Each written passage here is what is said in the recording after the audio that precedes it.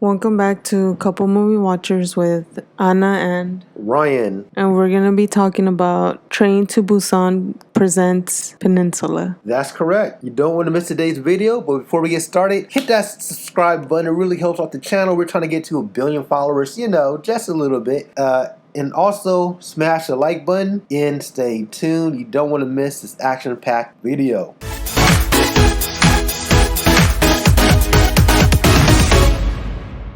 So we were looking for a movie. We ended up finding it on Shudder.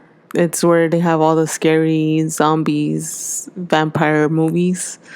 And we were able to find it there. And yeah, so we were watching it. There was like a few scenes throughout the whole movie. It was really good, like from the beginning all the way close to the end. In the beginning, there was a scene that was kind of like emotional. And I felt that. The zombies were cool. The action sequence, the way they were fighting them and everything. So yeah. Yeah, I thought the movie was, this is a movie I really wanted to see. We were searching for it. We finally found it on Shudder.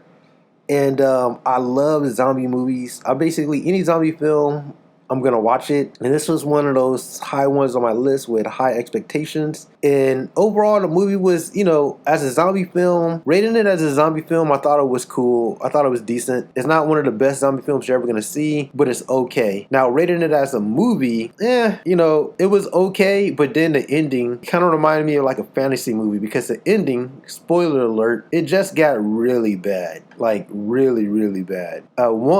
You have to question, basically they try to tie the movie into like the beginning. The star leaves like a family on the road. She has a daughter. She's telling them, please save my daughter. Fast forward 4 years later, the daughter's older now, but somehow she has 2 daughters. So the math just doesn't add up. Like, where did the second daughter come from? The second daughter is older than 4 years old. So, how does she have 2 daughters when she only had 1 daughter in the beginning of the movie? That's bad writing and directing, number 1. Number 2, the ending was just so convoluted where it was like betrayal after betrayal after betrayal.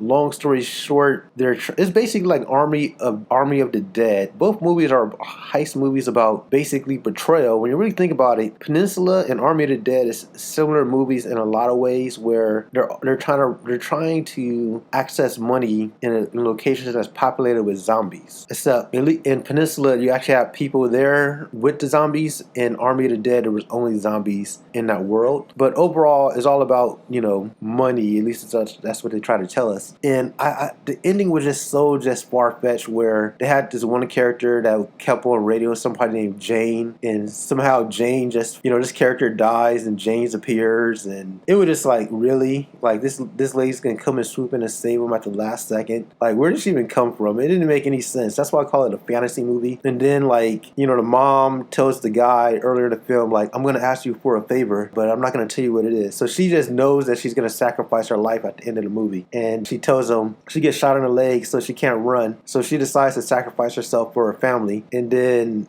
it was like it just gets so bad at the end that it's just ridiculous when it comes to just being far-fetched in zombie films and just being stupid. The ending of the movie was horrible, just bad acting. Basically she tries to sacrifice herself, then the daughter's like, we're not gonna leave without her. Daughter takes out a gun, try to kill Jane, and then the guy says, you know what, I'm gonna go sacrifice myself for her instead. He goes back, sacrifices himself. Somehow they all miraculously live. The mom comes back, gives a hug, embrace, and the zombies doesn't chase them anymore. It's like that ending was just stupid, far-fetched, and a fantasy. What did you think about that? I agree. It was from not the beginning, like maybe more like in the middle. The beginning was kind of like a little extra too, but just some of the stuff didn't make sense. I was annoyed that, they see the zombies coming and then they're still standing there hugging each other, and I'm like, what the hell? Like, you're part of the military and you're just standing there. Her legs all messed up. She could barely walk. And then they need to have all these 4 people carry her to the helicopter or whatever that thing was. And then all the other soldiers were just standing there pointing their guns but not shooting anything. Pretty much. The ending was just far-fetched and dumb. It just kind of ruined the whole movie for me. But as a zombie fan and a fanatic, I will watch it because it has zombies in it.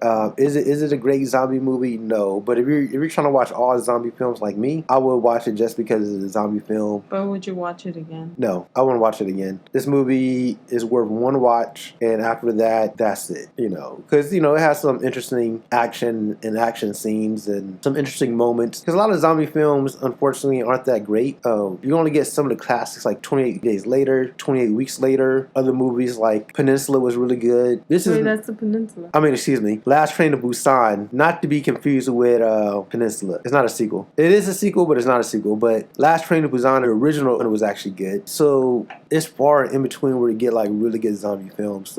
But I love zombie films so much that I'm willing to watch mediocre to bad zombie films just to get my taste. And that's pretty much it. Anything else you want to add? No. All right. Until next time, everybody, have a good one. Hit that subscribe button. We're out. Peace. Peace.